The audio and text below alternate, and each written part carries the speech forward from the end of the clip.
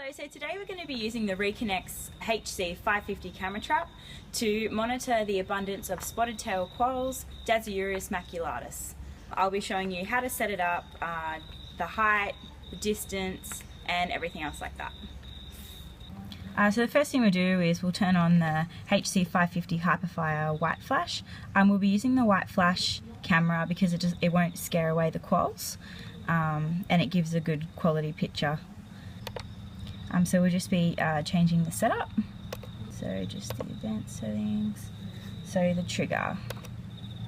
We'll have the motion sensor on because obviously we want it to sense when there's the animal walking by. Sensitivity we'll have on high because the quoll is a fast moving animal. I'm going to have 3 picks per trigger to ensure that we capture everything. I'm only going to wait 1 second because I don't want to miss the quoll running past, or in this case I'm probably going to have chicken wing bait out to ensure that we actually do monitor the quolls in front of the camera. I'm not going to have a quiet period because I don't want there to be a quiet period because that might be the time when we miss the quoll running past the camera. So now I'm going to be setting up the time lapse. I want AM period off and PM period off as well. Just to ensure that we capture everything that happens on the camera. I'm now going to be setting up the resolution. I'm going to be setting it 1080p. It's a lower format than the 3.1 megapixels because I'm going to be taking more photos. I won't have to come back and check the camera as much. I'm now going to be setting up the night mode.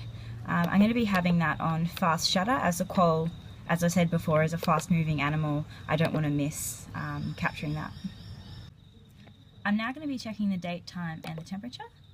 Yes, it's 2015, it's April and it's the 1st, and it's 9:31 if you want to be precise.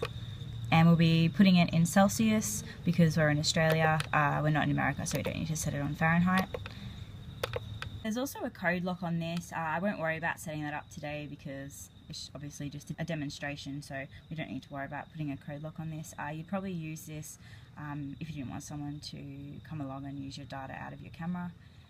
You could use the label when you're doing your research so that all your photos have got your name on them and what you're researching, but for the purposes of today we won't worry about putting a name in. So with the setup of the camera trap, I'm going to be using chicken wings to capture the abundance of the quolls. I'm going to be having the bait set up about 2 to 3 meters away from the camera at a height of about 20 to 30 centimeters off the ground.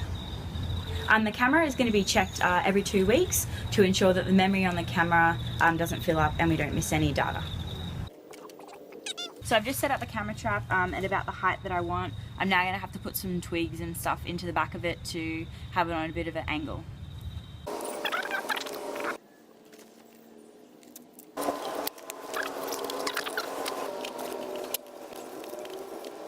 Another consideration to have when setting up your camera trap is to not have the camera facing the north. You want it to be facing the south so that the sun doesn't interfere with the camera. Before arming the camera, it's important to check that the batteries are fully charged and are facing the right way. By first turning it on.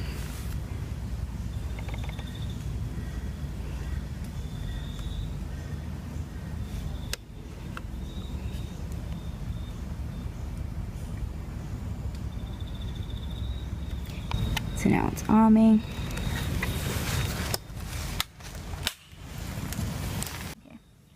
So now I'll just be taking out the SD card by first turning it off, and just taking the SD card out. So as you can see here, we've got the motion detection here, and you can see that on here that if a quoll runs past in there, it's definitely going to pick up the quoll running past it with the bait being in the middle there, so the quoll would be detected in front of the camera. When checking the image, it's crucial that there isn't any vegetation in front of the camera that might ruin the quality of the photograph. So now I'm going to take the SD card out and put it back into the camera, and we'll be able to arm the camera ready to capture the pictures of the quolls for the next 2 weeks. There we go, and now the camera is armed and ready to go.